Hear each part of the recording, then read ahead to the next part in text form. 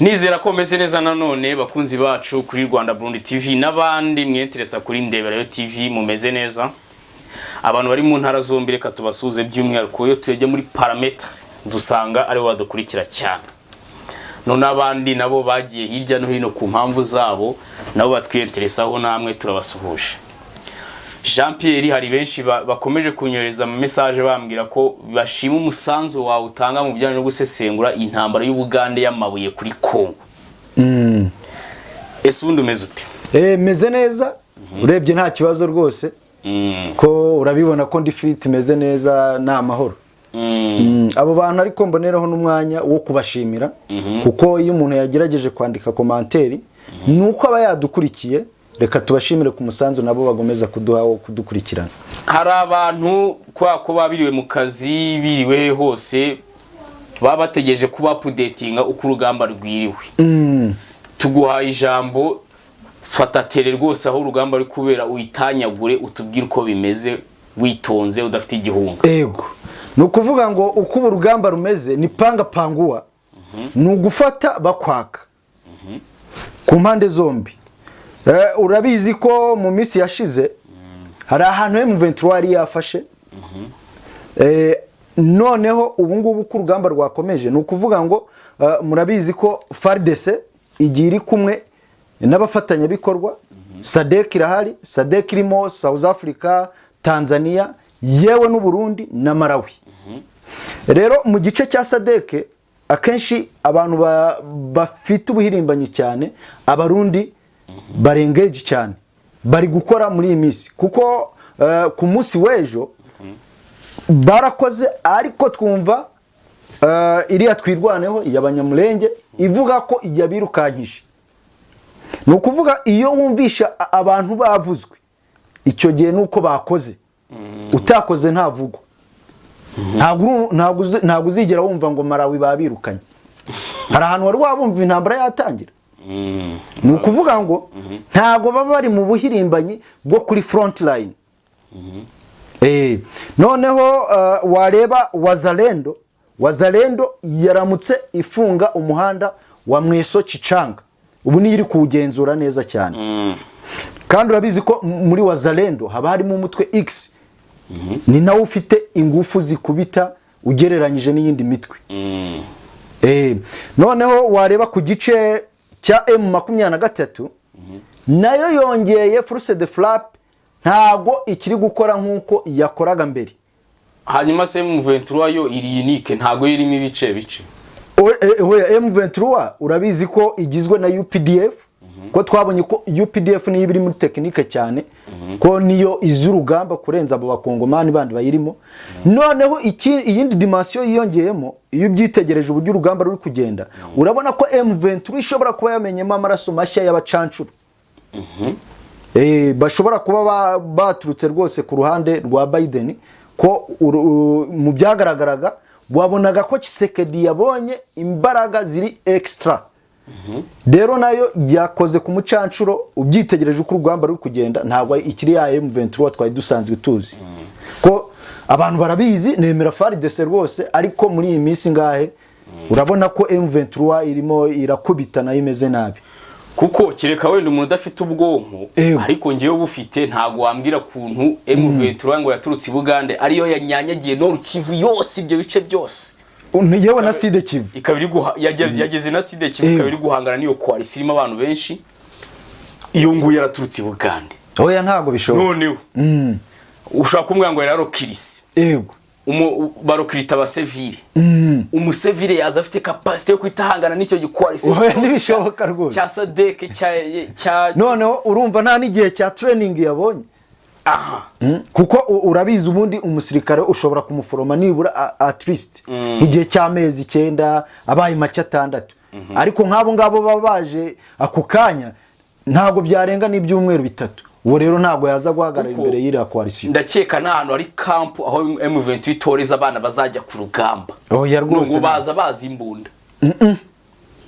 Urumva niyo mpamvu harimo iyo dimension yo kuvuga kimwe nuko na Tshisekedi nawe atambwira ngo Wazalendo ngo nabaturage ngo bubuye intwaro birwana bubuye intwaro banayise bishoboka ntibishobora basanzwe ari abasirikare abasanzwe ari umuntu uzi kurasa usanzwe mu rugamba nyine aha niyo mpamvu twaje kweditinga dusanga harimo n'umutwe X uko wanze kugira trace ku izina ryawo yego kuko rero M23 ntakajye umuntu ndagira ngo ni UPDF gusa n'abakongomani oya n'abantu ntibibaho kuko imbaraga iri gukoresha ibi arizo yari ifite nyine igitangira tuba twarumvishe ibice byose yarahise bifata rwose ejo bundi twabonye leta ya Kongo yihakana ko hari amasezerano ajyanye na leta y'Uburusiya nyamara umuzindaro w'Abarusiya witwa TASS wowe wasohoye amakuru uvuga ko hari amasezerano ya gisirikare leta ya Kongo yasinyanye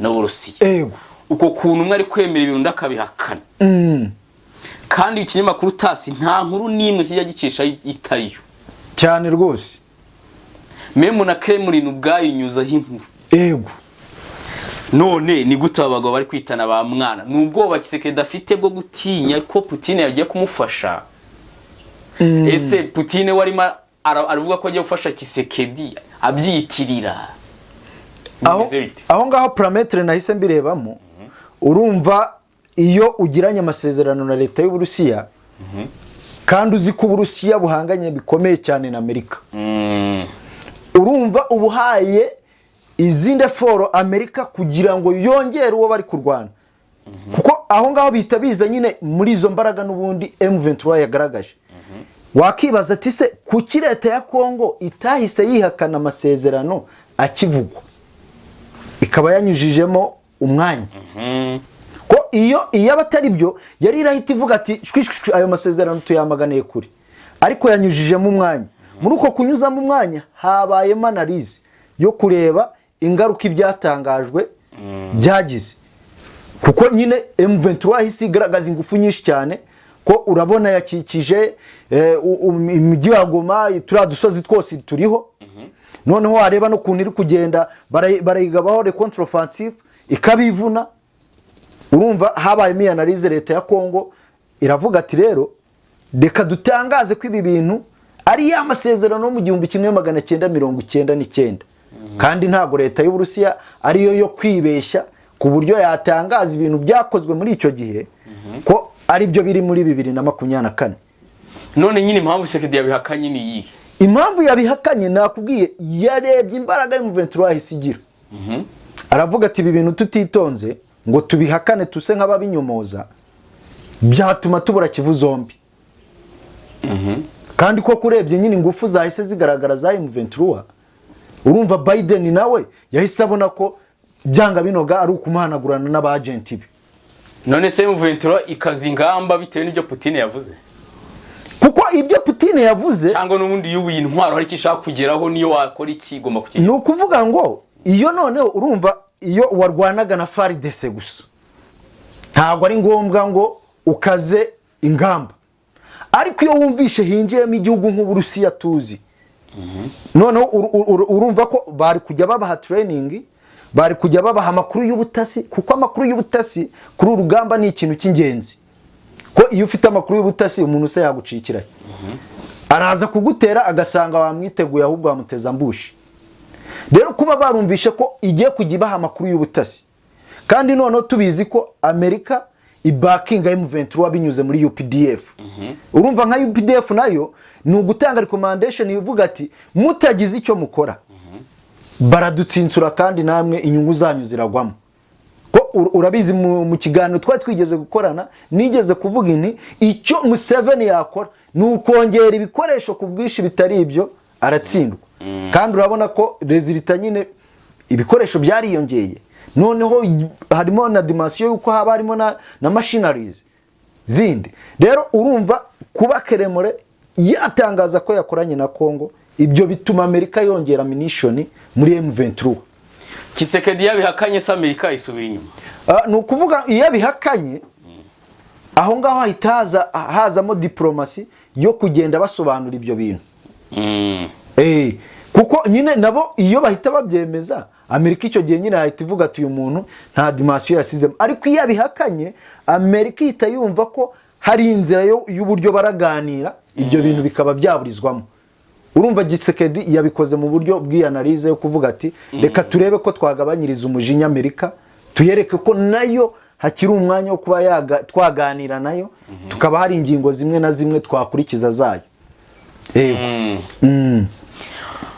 None ubwo CIA akazi kayo no gushaka amakuru y'ubutasi cyane, nimba aramaze kubona ko amasezerano bayasinye, ubwo baragenda ku byo Tshisekedi avuga byo kuyihakana. No kuvuga biriya Tshisekedi yavuze kuyihakana birerekana ko ashobora gutanga umwanya bakaba baganira uburyo nayo amasezerano dushobora kuyasinya ariko ntiyubahirizwe, kuko ntabwo yari yatangiye gushyirwa mu bikorwa. Ntabwo abarusiya bari bohereje izo ndege, ntabwo bari batangiye iyo myitozo. Urumva ni kenshi twagiye tubona ibihugu bisenyera amasezerano tugategereza ko ajya mu bikorwa tukabibura. Rero ubwo kuba Tshisekedi yabyihakanye, umunyamerika ahita abona ko atanze umwanya wo kuba hari ibindi baganiraho. Ariko iyo atabyihakana, urumva nyine bari kuvuga ati okay, uyu nta mwanya yatanze, mukubite muhanaguri. Watubwiye ko FARDC yiteguye urugamba, ariyo mpamvu Tshisekedi atemera imishyikirano. None M23 ikomeje gufata ibice bitandukanye, numva ngo Nyanzare, numva ngo Mweso n'andi agiye atandukanye. Urumva bimeze biti? Iyo shemura ishushanya gute kuba umuntu atari kwemera imishyikirano kandi ubona ko ibice biri gufatwa ngo ari byinshi? Yego, ni ukuvuga ngo Tshisekedi parametre buri asigaranye ni iyihe? Ni ukuvuga ngo nimba M23 ikomeje gufata ibice nk'uko bivugwa, Sadek nayo ntigere ku ntego zayo, icyo Tshisekedi azakora niki? Azaba aguye mu mazi, agwe mu maboko ya Biden, avuga ati aho kugira ngo ntsindwe na M23 ndaguha buri kimwe cyose ukeneye, ariko tube twatsinsura M23. Kuko ubundi wo kuricana runo rugamba kuko bari kwifata kuri tele cyane kuri Twitter. Ubu noneho biri kuri tele, ntabwo bikiri kuri Twitter nka mbere. Ubu ngubu ni rwose, ubu ni kuri tele. None byagenze bite ya FARDC yawe yagiye? Ya FARDC cyayibayeho, urabizi ko FARDC ifite ibintu byinshi. Ngaho harimo abayigambanira batanga amakuru, ngaho irajya kurwana ikabanza kuvuga ngo Sadek ejye imbere, kandi Sadek yajije kuguha umusada. Ntabwo Sadek ari igomba kujya imbere, FARDC ibigomba kujya imbere, ahubwo Sadek ikazi clearinga neza ihanagura. Rero urumva kuba FARDC iri gushaka ko Sadek ijya imbere kandi ari yimenyereye tere, ibyo bintu nabyo biri guca intege urugamba. Ako gasigana kari gutuma habamo gucika intege. None uko kuntu Sadek ishaka kujya imbere ikanga na FARDC ishaka kujya imbere bikanga, barimo baratinya iki? Bari gutinya impunzi y'ubuye intwara. Kandi nakweretse ko Amerika yongeyemo umucancuro. Ntago bari abarwanyi ba M23 na UPDF, ntago ari bo nyine baba bari hariya ku buryo bakanga Sadek bigezaho, ahubwo hiyongeyemo izindi mbaraga. Ko tuvuge nimba harimo izo mbunda ziremereye, nimba M23 nayo yazigezeho, umusadeke se nyine uramwohereza imbere ajye kumenana n'ibyo bibunda biremeye, kuko mbere urabizi imbere bwo yagendaga rwose hatarimo ko gusigana. Nyine kuba batangiye gusigana nuko ibikoresho na M23 ubifite hari ukuntu byongereye capacity. Ko ntago bakanga kujya kurwana bazi ko ari bya bindi twari tumenyereye uko byari bimeze. Nabo hari perimetre bababonye zahindutse, nubwo ariko nta tangazo ribyemeza ko Sadek yaba iri muri izo siranche zo kuvuga gutinya. Turagomeza dusuzuma nyine amakuru yabyo, tureba ukuri nyakuri kwabyo, kuko ahantu turemera ni igihe koko M23 iracakira Goma, igira fata Goma, nibwo turemera tukavuga tuti Sadek koko yanze kurwana. Muhozi Kainerugaba afite papa witwa Yoweri Kaguta Museveni. Ko tutarumva ibintu ari gutangaza kuri no ntambara yashoye kuri Kongo. Ni ukuvuga ngo Museveni numwitegereza akunda gukorera muri background. Umuntu w'injyajya ntago akwere ku ruhande, ahubwo ubona arimo hagati no hagati. Ntacyo avuga, none se kuba atavuga nuko adakora. ntavuga ariko arakora kandi arakora cyane kuko arabizi ko iyi ntambara arabizi ko ari wireba arabizi ko kuyitsindwa arabatakaje ubutegetsi rwose ibyo yaruhiye mu myaka 40 yose biraba biguye mu mazi niyo mpamvu aririnda kuvuga kuko avuze hari ibindi byabyutsa cyangwa hakaba hari undi muriro byakatse kuko ntiyapfa kuvuga yihakana M23 ko ushobora kuvuga wihakana M23 nayo ikaba yagira dimension yo gutekereza ati se nubundi uyu muswa ko agomeje kutwihakana noneho yeruye ubundi kuki natwe buriya ntibizagutangaze buriya M23 ishobora no kugera igihe akaba ariyo yanasubira yahubwo ikaba yakuraho Museveni bitewe n'amakosa akoze nabwo baba bamucitse baje kumukuraho icyo gihe bamucitse leta yako Tshisekedi yavuga ngo bancitse nayo icyo gihe ni Tshisekedi wavuga ko bamucitse kuko iyo parametre nayo njye nyitekereza oya baba bamucitse kuko rega n'uwohereza uze ngo abafitana bohereje ari mekanizme imeze no bagarutse rero nabwo bamucitse no kumuca muri hubi kuko iyo parametre nayo baba baragiye bamucitse baba banagarutse bamucitse kuko nyine aririnda kuba yagira ibyo atangaza kuko mu gutangaza ashobora gukoramo amakosa ugasanga M23 ahubwo igarutse ari bireba ego niyo mpamvu tubona yicecekeye kandi numukurikirana igihe cyinshi ahora cecetse none iyo M23 iri muri Kongo iramutse igiye kuvana no Museveni ni Museveni waba wihiritse cyane kuko ni wowe yarumye yaba yishigishiye uruzamwica cyo gihe ni waba wihiritse rwose kandi akenshi hari igihe ibikorwa byawe biguhitana ko watubwiye ko harimo n'abacancuro b'Amerika ubwo si Biden wawe umuhiritse nukuvuga ngo parametre ya Biden yabimuhiritse nayo yabirimo erega kuko nubundi Biden buretse ziriya nyungu abashaka hari nubundi uyu urebye nta rukundo afite Museveni rwose ni kenshi yifuza kwavaho urareba gisinya rya tegeko ryo kubangamira abantu bo muri LGTB urabizi ko yamufatiye n'ibihano niki urumva nubwo bakorana kubwerezi bw'izo nyungu rero icyo gihe izo nyungu zitagerwaho nayo yashigikira nyine abamuhirika kubera ayo makosa yaba yakoze Museveni urifuza ko ava ku butegetsi cyangwa narambe oya agize neza rwose yavuga ati ngenda kuze ndashaje reka marira abakiri bato baza n'izindi innovation erega innovation utabonye mu myaka 40 ukiri umusoro ugifite amashagaga hari ukuntu uri gutekereza ubwonko butari bwayaga ngo ube warwara n'izo stroke n'iki ntabwo ubu ngubu ari bwo wabitekereza ushaje dufashe twibutse Wazalendo icyari cyo kugira ngo baze ikibazo gikurikira ego ni ukuvuga ngo Wazalendo ni ihuriro gihurijemo imitwe yose M23 yavugaga ko yarwanya cyane cyane umutwe X kuko umutwe X ni uri men ni ufite imbaraga abandi urumva baraho bishakira amabuye nta ruvandikasiyo bafite nta ntego yindi baraho rero bihurijwemo aho hose kugira ngo urareba ko babikoze muri cya gihari harimo agahenge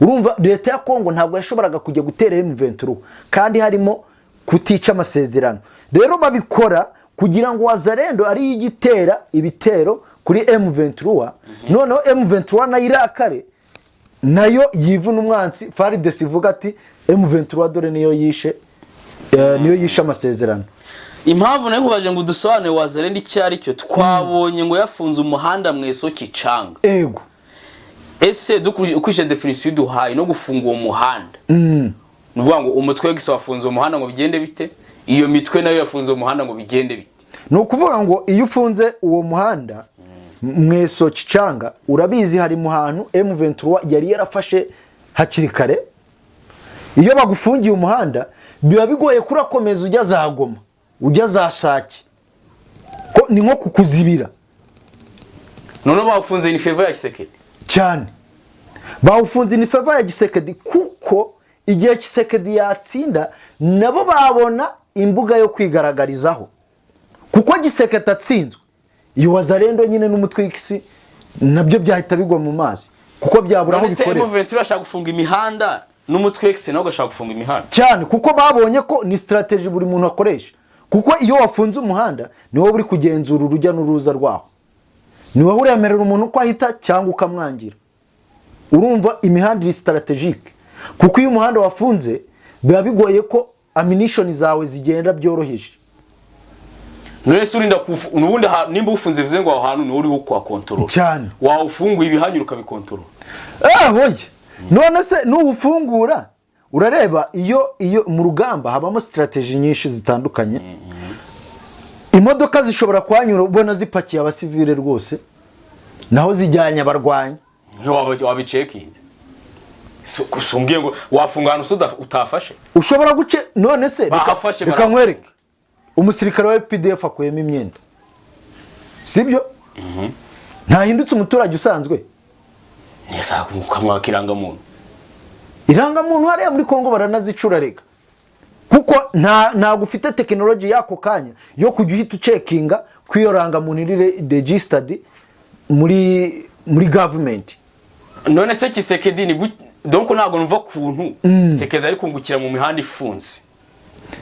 Urumva imihanda ifunze kuntu ari kuyungukiramo nuko za force ziri kuza kumufrapa zitari guhita zinyuraho byoroshye. Urumva umuhanda ufunguye biba byoroshye kuba wahanyuza ammunition, ariko iyo ufunze ujya kuza byagusaba ko ukora ama strategy yo kuzenguruka abo bahafashe, ukaba nyine bigusaba nawe izindi nzira kugira ngo uwufungure.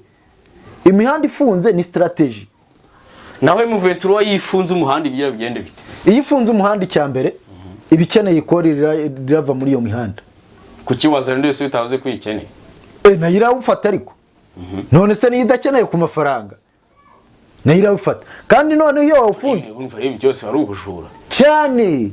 Ntago ruvuga kontra mechanisme. Oya iyi ntambara none se wazarendo yo niyo idakeneye ku mafaranga kandi igizwe n'imitwe n'ubundi ikeneye kubaho, kuko biragoye ko erega guhita uhemba abantu nka wazarendo biragoye. Nabo barihemba kuko bari basanzwe babaye muri ubwo buzima bwo kwihemba. Rero ntabwo umuntu wahita umufromata ngo umukuremo kwihemba, ko inyeshyamba aho ziva zikagera zirihemba. Ego ejo ugira gutyo nyizeze ko rwose leta ko ngizerekana abantu bahaga amakuru UPDF cyane rwose. Uyu munsi yaberekanye uyu munsi yaberekanye yerekanye abagabo bagera kuri 4. Muri abo bagabo harimo abadepite 2. Baze nawe umuntu w'umudepite aho yagafashije leta arimo arayigwisha mu mazi mu maboko y'inyeshyamba. Harimo umudepite witwa Hope Sabe Kubaya, yari umudepite muri Nord Kivu. Uyu rero niwe wari ukuriye abo bandi, kuko yarashinzwe Rokritoma, niwe warokritiraga abantu M23 no mu Rwanda phone cya nicyuka. Ariko Hope Sabe Kibaya harimo akarinko kuntu niwe washakaga abarwanyi n'abayoboke.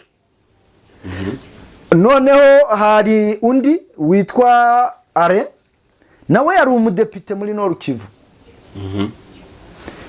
Hakabamo inzobere mu by'ubukerarugendo wagiraga inama leta mu bijyanye n'ubukerarugendo hariya muri Nord Kivu. Urumva umuntu wari ushinzwe ubukerarugendo abazi amayira ushobora gukoresha. Hakabamo n'umumotari wabafashaga. Urumva ashobora gukora transportation y'umuntu nimba bashaka gutesha umutwe n'iki, yabafashaga mu gutwara abantu. No kuvuga rero uyu wari ubakuriye yari we mubi cyane, kuko ngo ni nawe warukirisa abandi nyina binjiza muri icyo kintu. Urumva nimba bose bari abadepite, uyu mudepite wa kabiri Ale yari wo mu ishyaka rya Moise Katumbe. Urumva ararushaho no kugwisha mu mazi bosi we, agomeza kwereka. Ushobora no gusanga n'abandi badepite bo mu ishyaka rye barakomeza gukorwaho iperereza byimbitse. Rero aba bagabo 4 berekanye n'abambere Ekenge yavuze ko abandi nabo bazerekanwa mu gihe nyacyo, ariko ababo yabaye aberekanye uyu munsi kuko bavuze ko ni benshi.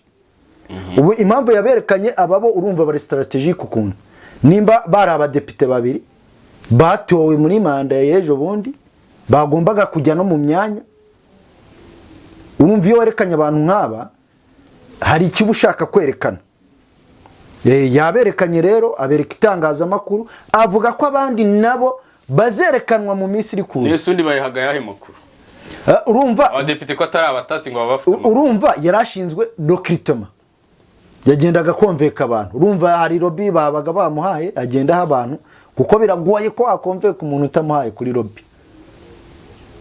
Urumva yakoraga recruitment noneho akanabafasha no kwinjiza ibikoresho. Yayikoraga i Bugande si kuvuga ko M23 ngo ari Bugande. Yayikoraga i Bugande. Kandi muri M23 nakubwiye ko harimo maonesho z'abakongomani. Ni ukuvuga zira maonesho z'abakongomani nizo zishobora kwegera abakongomani bagenzi bazo. Noneho UPDF yo ikungukira mu byo bazanye. Kuko iyo urebye think tank ya M23 ni UPDF. Rero iyo bazanye ayo makuru nkayo UPDF irayanaliza ikayabyaza umusaruro. Kuko ibyaha bashinjwa ni ubugambanyi no gutanga amakuru y'ubutasi ku mwanzi. Kandi koko iyo urebye kuntu M23 bigenda itsinda ibifite amakuru rwose, ibifite amakuru cyane. Ahubwo Tshisekedi n'urugwego rw'ubutasi bagomeze bajye muri deep bazavumbura abandi kurushaho. Iyo uvuze M23 igenda itsinda iki? Itsinda FARDC. Kuko ngewe muri ruvandikasiyo za M23 ntabwo gutsinda FARDC birimo. Urareba nyine bavuga ko ari ukurwandira aba Rwandaphone ariko uko wabibonye M23 igenda ihinduka buri kanya. Nubu wajya kumva rega ihinduye ibindi bintu. Igenda ihinduka. None se twari tuzi ko nyine ubu yajya mu mutaka wa FC. Ntabwo M23 wageze yubura intwaro uvuga ko igiye gutsinda FARDC. Ku buryo nifata agace tuvuga ngo yatsinze. M23 yubura intwaro uvuga ko igiye kurwanira avuga ikinyarwanda ko kugeza ubu tukibona bakimena suko. Ubwo yaratsinze. Hoya kandi tuzi ko ifite agenda iri hidden y'amabuye. Noneho ubu yageze muri Somo Kivu. Bari komanga mu gatuza ko hari ibirombe byinshi cyane. Urumva yageze ku ntego. Iyo wageze ku ntego y'ibirombe kuko erega ibyo ngibyo bya Rwandaphone ni ikintu nyine cyo kugira ngo international community ipfe gusa nk'iyumva hari makana. Insinzi kumba bareberaga mu mabuye ntago. Nge nyirebera mu mabuye ntago nyirebera muri ibyo ivuga. Kuko ibyo ivuga nabonye ko ari icyuka. Rero ku mabuye yageze ku birombe. Kuba rero iri ku birombe aho ngaho ni insinzi yayo rwose. Ariko se bakubwiye ko Nyanzare hari ibirombe bihari? Nyanzare nta birombe bihari bigaragara ariko muri Somo Kivu kuko bahageze hari ibirombe byinshi. Hari mu M23 yageze ku byo FARDC itahagera. Ku buryo wasaturi kirombe bahagaze bari gukureba. FARDC ahubwo wakambajije ati kuki tutari kumva FARDC iri gukoresha izi ndege yaguze. Ntago muri iki gihe ntago ziri kumvikana. Space Force. Air Force ntago uri gukora muri iyi minsi. Ntago turi kumva indege zibombardinga. Yaba siko yaba ama-H4 turumva izi ntwaro zo ku butaka. Nimba ari reserve yo kugira ngo batangiza ayo masasu n'iki batari bagira ku mugambi wa UPDF. Kuko hari umugambi wo kuyisanga. Nje ntekereza ko ari yo mpamvu atari gukoresha. Impamvu Tshisekedi atagikunda gukoresha Air Force cyane nuko nakubwiye ko harimo na dimension yo gutestinga ni weapons. Iyo testing zose ngo uhora uyiransa. Putin ashaka gutera igisasu muri Ukraine cyitwa izina runaka. Ahubwo ngo uhora bibirika bayabirize ko iyo kariti ihari. Nubango Tshisekedi we guhana na sovereignty ya Kongo ntago rukurasa M23. No gukora rapport de force zikanga mu karere no gukanga Amerika. Nimba beretse kayitera intwaro ntago ngombwa ngo uyishete. Izo zizakora igihe habaye intambara kare kose. Cyane rwose kuko nyine nanjye ndibaza kuki zitari gukora. Noneho nimba intambara ari y'amabuye. Uyu umuntu atari gukora ku kirombe se uko iraza gukora iki? Kwiza ruko ubwo bageze ku birombe noneho bashobora kuza kongera kuzikoresha. Bagezeho. Nyanzare nta birombe bihari. Oya birahari nubwo bitari ahantu hose umuntu ahagaze habari kirombe. Iwe hari yariranyanya iwe birahari. Buriya nta hantu ushaka guhagarara hari ibyatsi gusa. Nta kirombe gihari. Kiriya gice. Yaba ari uko batari bake extracting kuko hari ibuye rirahari rirapakiye. ahubwo vuga rubaya Nyanzare yo hariya Nyanzare hariya muri Some Kivu hari amabuye bayise niyubium n'amabuye mashyashya nyine ntabwo ari strategique nkuko twumva ko bariti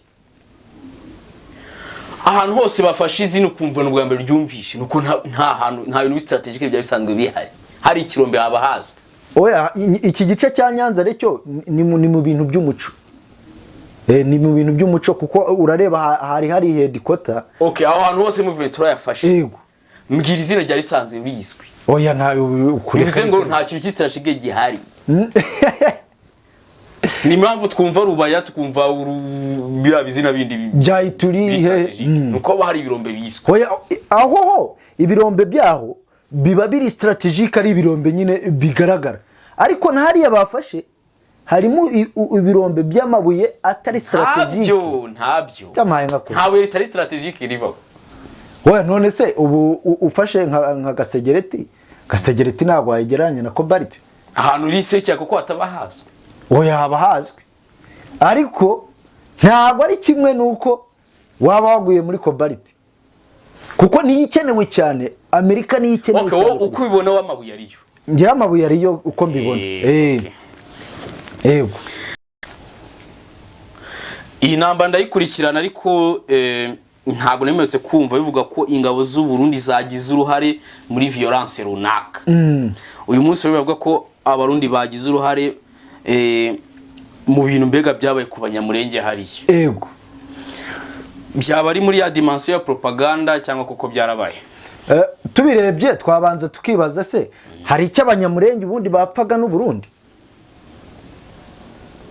abanyamurenge muri Sud Kivu ntago bamenaswaga n'u Burundi none se ni iki bakoze gituma u Burundi bwahindukirana aho ngaho nabifata ko ari wa mujyo nyine wo gusiga icyasha ingabo z'u Burundi kuko iyo uzishize icyasha hari nk'igihe hari umuturage wibereye mu Burundi warubanye neza n'abanyamurenge urumva iyo bumvishe ko watangiye kwica abaturage batari mu rugamba hari ukuntu ahita yumva babaye akumva nyine mwakoze ibintu bitari byo aho ngaho nabifata mu rwego rw'icyasha ahubwo ubwo ingabo z'u Burundi zongeye gukanguka muri icyo gice ko akenshi uzabumva iyo bari mu kazi nibwo bavugwa none se nyine kuki noneho batavugaga ati bishe 10,000 bishe 5,000 bafashe 100 nuko se byari bimeze gute abarundi bamaze iminsi bari mu karuhuko bari bamaze iminsi bari kwiga ku rugamba none barubyutse batangiye action baragerekwaho ibintu nk'ibyo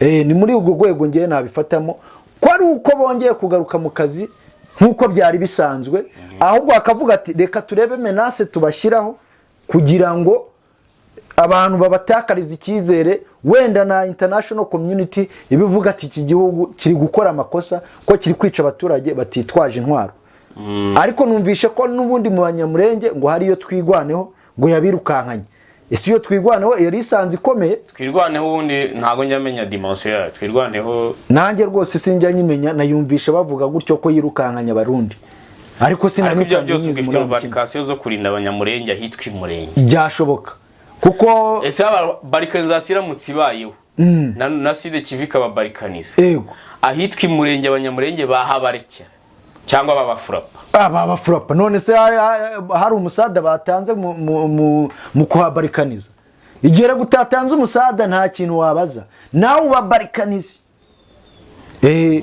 kuko bari abantu b'imurenge hari ukuntu none kuki twirwana idafasha FARDC impamvu twirwana idafasha FARDC kuko UPDF barikanije twemereye ko abanyamurenge babafurapa nabo bakagenda yego kuki nyine impamvu twigwaneho idafasha FARDC urabizi muri Wazalendo harimo za mayimayi kutombo za mayimayi nyatura ibintu nk'ibyo by'icyuka ni ukuvuga kandi ibyo byahoze nibyo byatumye twirwaneho ivuka kugira ngo irinde abanyamurenge aho bicwaga na za mayimayi rero urumva kujya kwifatanya mwari musanzwe muhanganye ntabwo ari ibintu byoroshye ahubwo twakibaza iyo nanone ku kitari gufasha M23 urumva nanone ntiyumva ibyo M23 ikora ntirikumva n'ibyo FARDC ikora kubera yazanyemo mayimayi ariko uko mbitekereze iyo hataza kuba harimo mayimayi twirwanaho yari gufasha